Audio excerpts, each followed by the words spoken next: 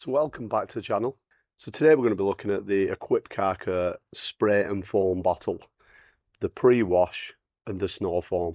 I'm going to show you how to set this up to use it, best maintenance practice, and I'll show you it in action as well. It's fairly straightforward, but I think some people find this useful, just knowing how to set it up and the best way to look after it.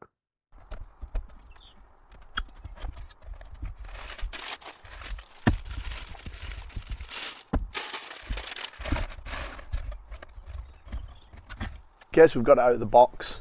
I've actually already put the liquid in. So there's two ways you can fill this. You've got your markers on the side. You've got 0.5, 1 litre, 1.5 and 2 litre.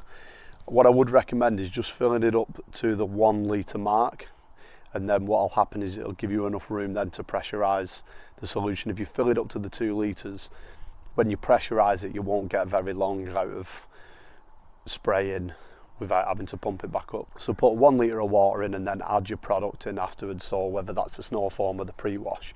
And if you check the bottles, the dilutions are on here. It says you can dilute 10:1 or 5:1 if you want a more intensive clean.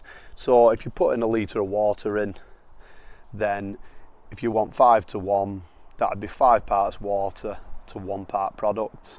If you want 10:1, it'd be 1 litre of product and just add 100 ml. So I've done that, and I've also added some product in. What you can do, you can take the top off like I've got here, and you can fill it through there, or you can fill it through this handy little side compartment. And if you unscrew that, there's a little measurer on there, so 5 ml, 10 ml, 15 ml, so you can just put your product onto there and just keep topping it up until you get to the amount that you needed. And when you're done, just make sure you screw that on nice and tight. You don't want any pressure leaking out of there, and same for the top. So the trigger assembly itself, take that back out, it's got the button on the back, and it's also got a little locking mechanism, so you can press that down and lock it into place, and it'll just keep spraying until you release it. This is the pump to pump the pressure in, and this is the pressure relief valve. So when you finish using it, you can just pull that and it'll let the pressure out. You don't want to leave them standing with pressure in. And the nozzle, this is the pre-wash nozzle, which I've fixed onto here. It just simply unscrews, and then you can swap it for the foaming nozzle if you need to. So just take care of the seals, make sure everything's on tight. Now inside this foaming nozzle, if you unscrew the end off it, there's a little plastic cap, and inside is a little gauze. So if you pop that out, it's handy if you have a little pin. Pop the little cap out inside, and then you can replace that foaming gauze with the 2 supplied ones there. If you notice it's not foaming as well as it used to, but I've been using these for ages and I've not had to do anything with that just yet. But yeah, they've got replacements in the kit if you need them. And then yeah, just simply screw that back on, screw it tight onto the bottle with your chosen nozzle. Make sure everything's tight, just pump it up, and if you want to put as much pressure in as you can, just keep pumping until the pressure relief just opens slightly, and that means you've got full pressure inside there and you're ready to use it. So yeah, I'll get it on the car, we'll give it a shot, and I'll show you how good they are. So we're not going to be looking at how effective these products are. I'm going to do that in another video. I've recently washed the car, so it's not really dirty. It's more a case of just showing you how this foam sprayer works. So here we go, we've got the bottle all set up, and like I said earlier, this is the pre-wash in this one. And this nozzle, we can adjust it so we can go like a wide angle, and we can narrow it down a little bit as well. So just set your preference to where you like it.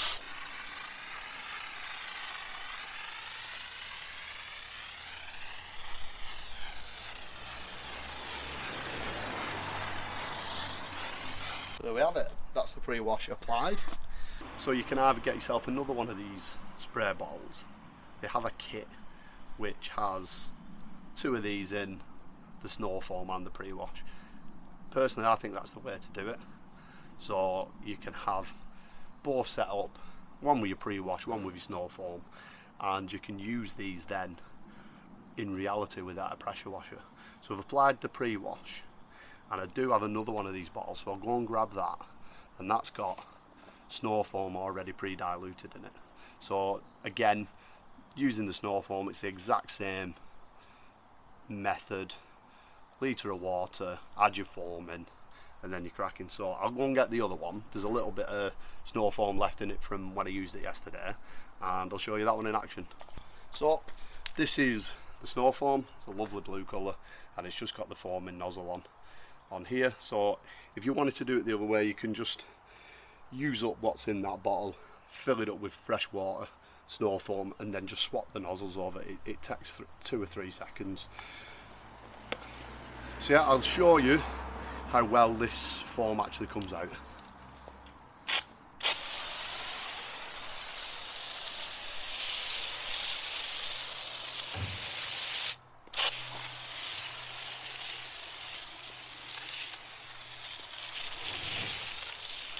So yeah, I think you'll agree that the consistency of foam is quite nice. It's actually a really nice blue colour. This isn't a product that is currently available on the market. This is a product that I'm testing for a brand.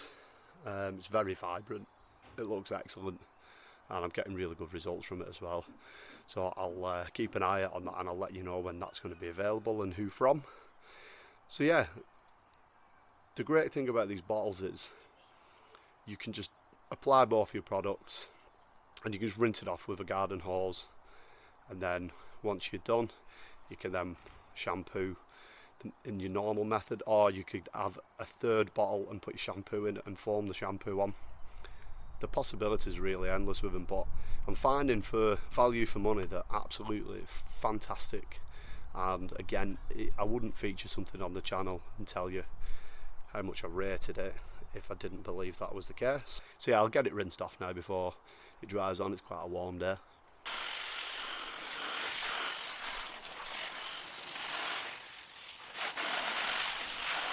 Okay, so there we have it. We've used both of them, and then all we've got to do now is we've just got to release the pressure.